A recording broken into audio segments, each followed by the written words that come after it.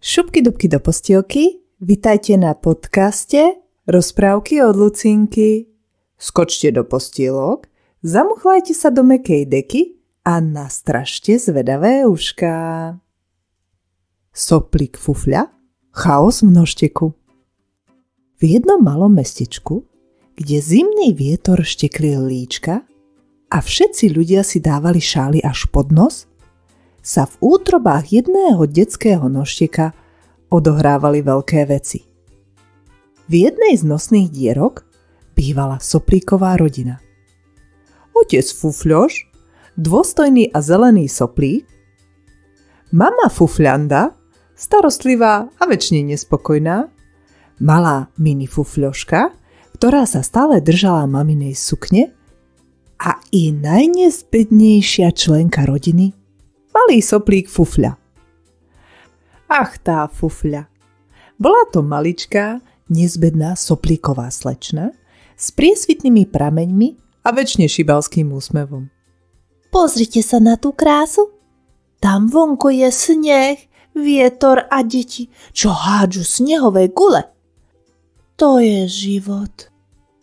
Nadchýňala sa, pričom už polovica jej tela vykúkala z nosnej dierky. Fufľa, prestaň, napomínala ju mama Fufľanda. Raz skončíš na vreckovke a to nebude sranda. Ale mami, odvrkla Fufľa. Život je príliš krátky na to, aby som ho strávila tu v tejto zaprášenej nosnej dutine. Otec Fufľoš len povzdychol. Fufľa, raz pochopíš, že byť zodpovedným soplíkom má svoje výhody. Ale Fufľa neposlúchala. Už plánovala, ako sa dostane bližšie k svetu vonku. Jedného dňa sa v mestečku ochladilo tak, že aj snehuliaci zmrzli. Do detského nožteka, kde bývala naša rodinka soplíkov, sa vkradol mrazivý vzduch a nevítaní hostia. Vírusy. Prišli ako gangstri.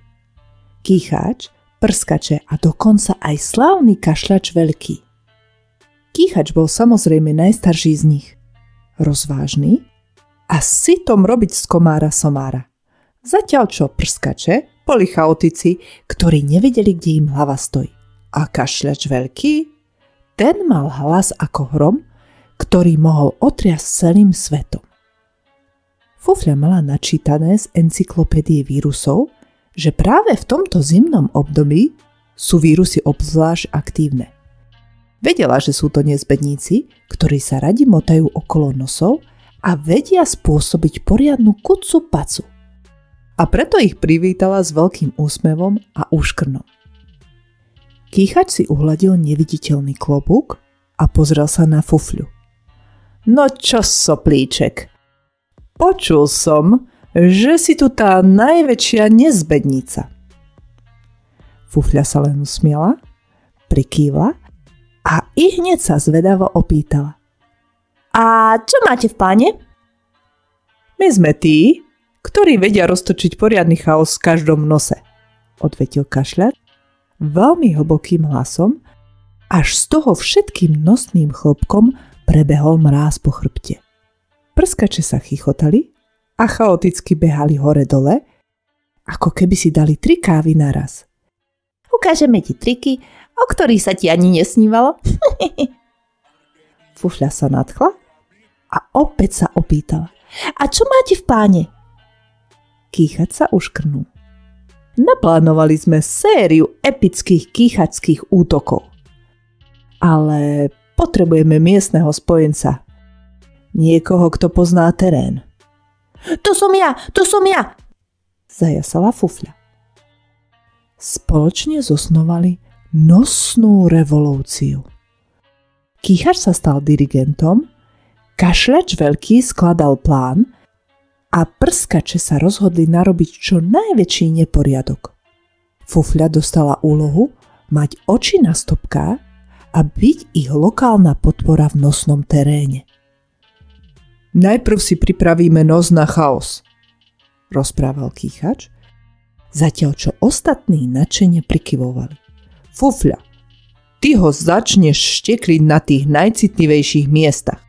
Ďalej pridáme zo pár dramatických kýchnutí, až sa celý nožtek zatrasie. Pokračoval prskač. A na záver, dodal kašľač veľký, spustíme orchestriálny záchvat kašľania, ktorý pošle všetkých na kolena. To bude nezabudnutelné, tešila sa Fufľa. Plán sa začal uskutočňovať. Fufľa šteklila nosné chlpky, kýchač rozoznel svoje prvé mohutné hapčí, prskače sa roztrúsili všade a kašľač veľký búšil svojimi basovými tónami do každej nosnej steny. To je úžasné, smiala sa Fufľa, keď sa Matúškov nožtek kýval zo strany na stranu ako sopka pred výbuchom. Ale potom sa začalo diať niečo, čo Fufľa nečakala. Matúško bol taký vyčerpaný, že už ani pomaly nevedel poriadne dýchať, cítil sa slabo a stále opakoval hapči, hapči, hapči. Opakovala sa to neustále, až sa nakoniec rozplakal. Fufľa, prestaň! Kričala mama Fufľanda, ktorá z diaľky sledovala chaos. Toto už nie je hra. Matúško má teplotu a cíti sa zle. Ale Fufľa opitá dobrodružstvom nepočúvala. Neboj, mami, veď to je len trošku kýchania. Uvidíš, že sa nič nestane. Lenže všetko dobré sa raz skončí. Po niekoľkých dňoch neustáleho kýchania a kašľania sa Matúškova mama rozhodla vziať situáciu do svojich rúk. Ozbrojená balíčkom vreckoviek, nosným sprejom a tabletkami vyrazila zachrániť synov nožtek. Tak, mladý muž, ideme urobiť poriadok a vyhnať von tie nezbedné vírusy, čo ti škodia, oznámila, keď otvorila balíček vreckoviek, ako keby to bola čarovná zbraň. Fufľa, ktorá práve pozorovala svet z okraja nosnej dierky, si nevšimla, čo sa chystá. Bola príliš zaneprázdnená snívaním o ďalších dobrodružstvách. Pozrite na tie vločky, sú ako malé hviezdičky, šepkala si nadšene, keď v tom pocítila silný tlak. Čo sa deje? Vykrikla, keď ju zrazu vtiahlo do niečoho mäkkého a vlhkého. Ocitla sa uprostred obrovskej bielej vreckovky, kde sa okolo nej krútili vírusy. Fufľa, toto je tvoja vina, soptil kýchač, ktorý sa s ňou ocitol uväznený. Keby nebolo tvojich hlúpych nápadov, ešte by sme boli v bezpečí a mohli páchať zlo. Ale ja som to tak nemyslela, snažila sa brániť Fufľa. Kašľač veľký, ktorého mocný hlas teraz znel iba ako slabé mručanie, zamrmlal. Každý raz zaplatí za svoje chyby, Fufľa. Vreckovka sa začala pohybovať. Matúškova mama ju pevne zovrela a zahodila do koša. Vírusy okolo Fufle nariekali a sťažovali sa, zatiaľ čo ona len sedela a premýšľala. Možno mali pravdu, šepkala si. Moja túžba po dobrodružstve narobila viac škody, než som si uvedomovala. Matúško bol smutný a moja rodina sa trápila. Ležiac na hromade použitých vreckoviek si Fufľa náhle uvedomila niečo dôležité. Chcem sa vrátiť domov.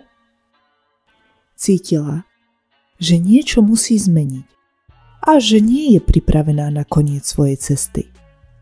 A práve vtedy, keď to už takmer vzdávala, jej osud dal druhú šancu.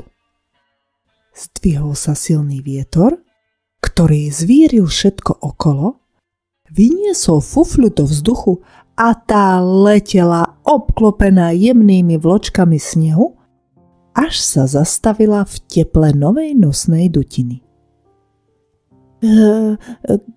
Kde som? Zašepkala, keď si všimla, že je opäť v nožteku. Ten bol útulný, známy a keď sa obzrela, videla tváre svojej rodiny. Fufľa! Zvolala mama Fufľanda. Ty si späť! Už sme si mysleli, že ťa nikdy neuvidíme. Otec Fufľoš sa usmial, až sa jeho hustá zelená farba zaleskla. Vitaj doma, nezvednica! Fufľa sa rozplakala. Prepáčte, že som vám spôsobila starosti. Sľubujem, že už nebudem robiť problémy. Chcem vám pomáhať a chrániť náš nožtek.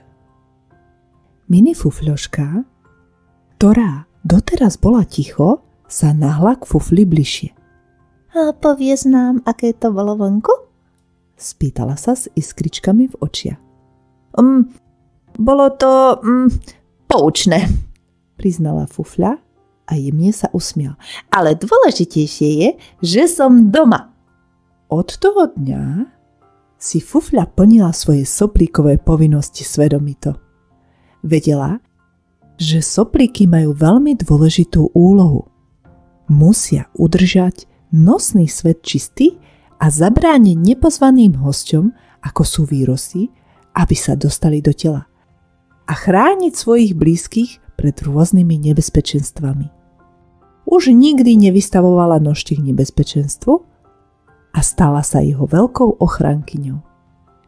Keď každý soplík robí svoju prácu svedomito a stará sa o svoj nožtek, aj v zime je svet krajší a zdravší.